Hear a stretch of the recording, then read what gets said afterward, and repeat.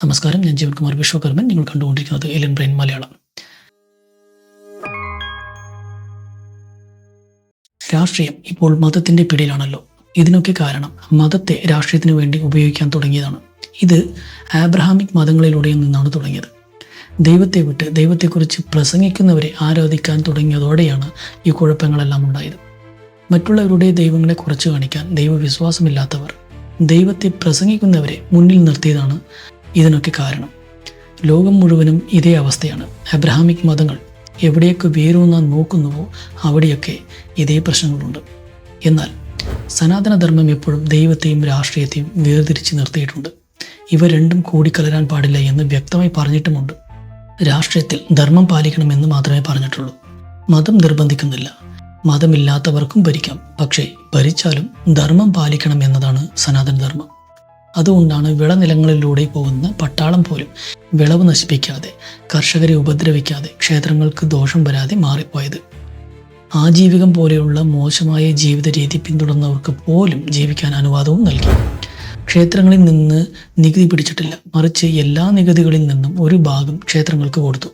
ആ പണം അന്നദാനം പോലുള്ള ജനസേവനങ്ങൾക്ക് വേണ്ടിയായിരുന്നു ഉപയോഗിച്ചത്.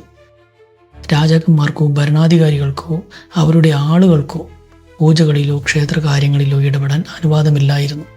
എന്നാൽ അബ്രഹാമിക് മതങ്ങൾ അങ്ങനെയല്ല. അവ പ്രസംഗിക്കുന്നവരെയാണ് ആശ്രയിക്കുന്നത്. പ്രസംഗങ്ങൾ തെറ്റാണെന്നോ അടിസ്ഥാനമില്ലാത്തതാണെന്നോ ഉറപ്പില്ലാത്തതാണെന്നോ വരുമ്പോൾ അനുയായികളെ നിലനിർത്താൻ അധികാരം പ്രയോഗിക്കേണ്ടി വരുന്നു.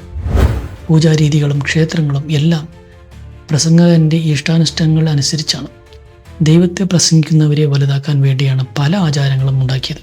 ഇത് രാഷ്ട്രീയത്തെ ബാധിക്കുന്നു, പിന്നെ രാഷ്ട്രീയമായി മാറുന്നു.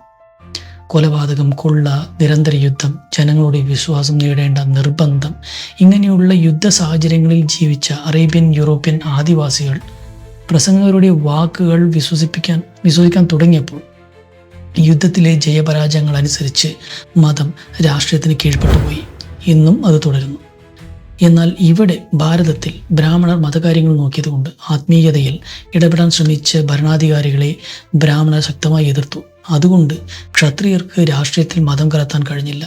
എന്നാൽ ആ അകലം കുറയ്ക്കാൻ അബ്രഹാമിക് മതപ്രസംഗകരും ദൈവവിശ്വാസമില്ലാത്തവരും ശ്രമിച്ചതിൻ്റെ ഫലമാണ് ഇന്ന് സനാതനവാദികൾ പോലും മതത്തെ രാഷ്ട്രീയമായി കലർത്തി പോരാടേണ്ട സാഹചര്യം വന്നത്.